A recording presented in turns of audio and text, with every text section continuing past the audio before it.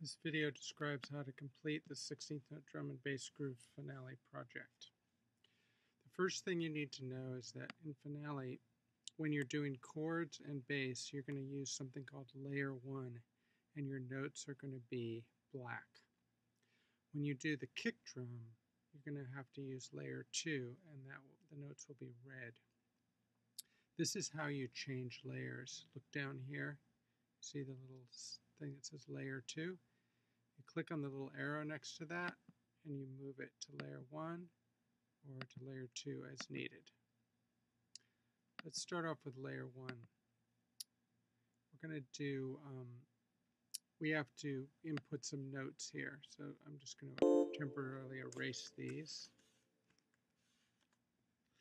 Okay, so one of the things we need to do is spell out a chord. So we're going to spell out a D minor 7, and I'm in layer 1 to do this. The only time I'm in layer 2 is when I need a kick drum.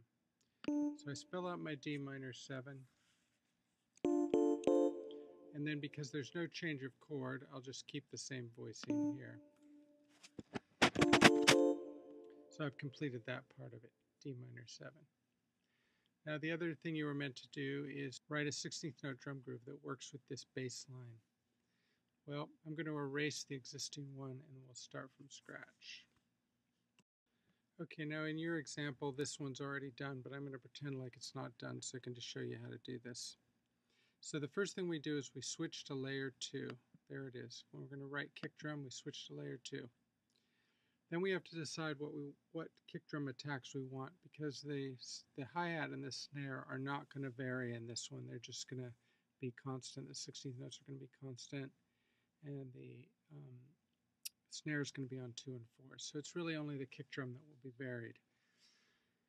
So the basic principle for writing a kick drum pattern to a bass line is to look for the primary accents and go for them, and don't feel like you have to double every bass attack with your kick drum, because that would get a bit heavy.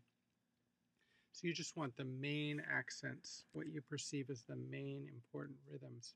Let's just listen to the bass drum for a minute. Let's listen to the bass guitar part for a minute.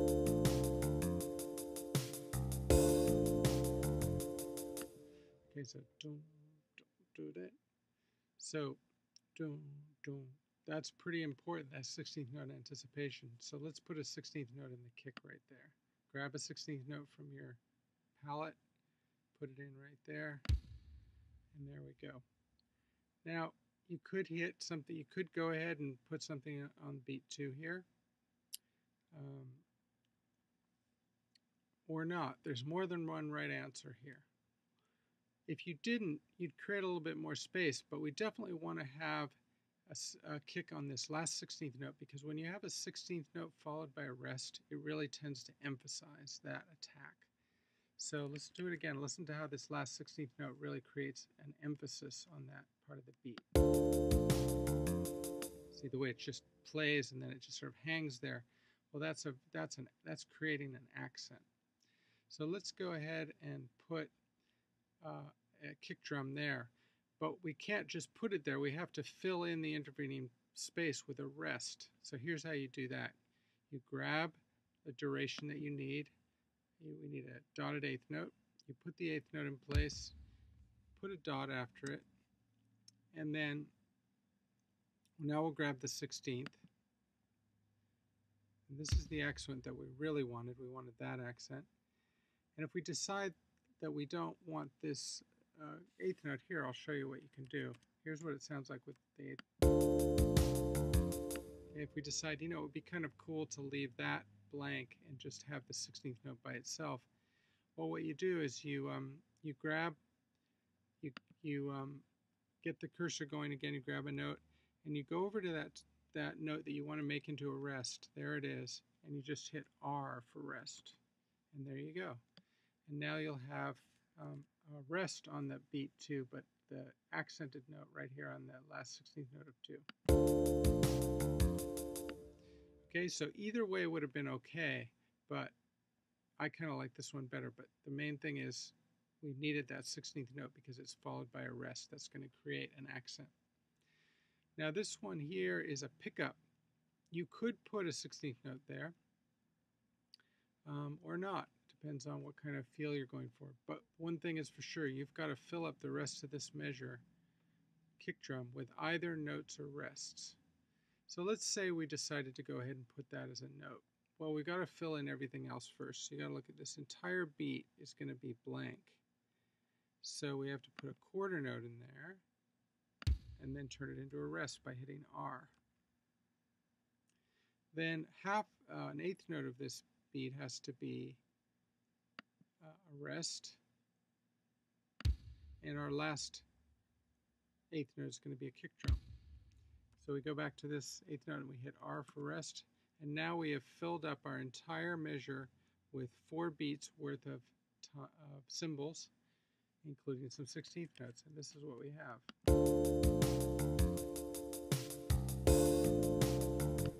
Okay.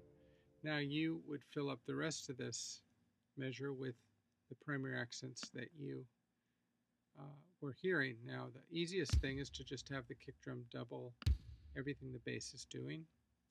But again, that gets a little bit heavy. So if you listen to that, you may want to decide to take out 1 or 2 of those attacks. So maybe take out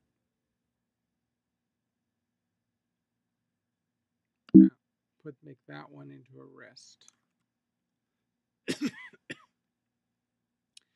And then our last one here, doo-doo. Probably want to hit those. So we need this to be a quarter note, rest. And then, so this is one possible solution.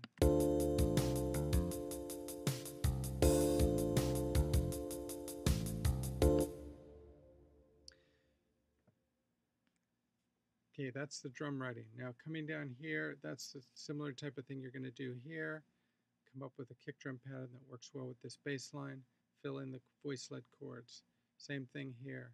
Come up with a kick drum pattern that works well with this bass line. Fill in the voice-led chords.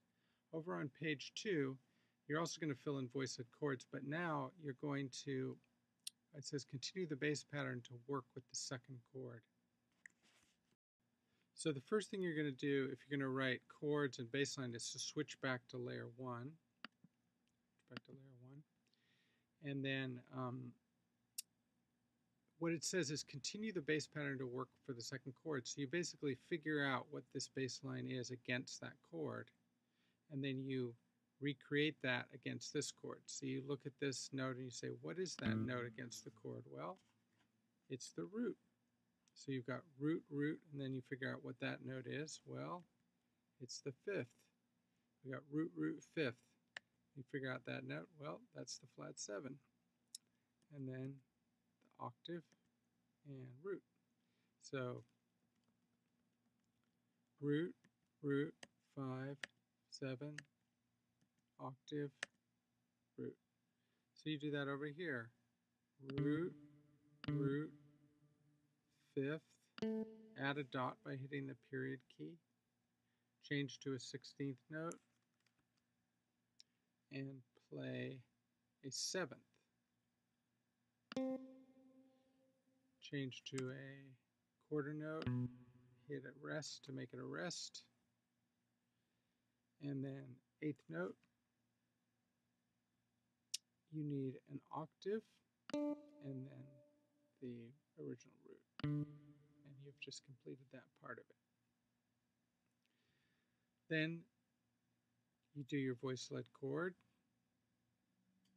A minor 7 to D minor 7. Then you switch to layer 2 and you do your kick drum pattern that works with the bass line.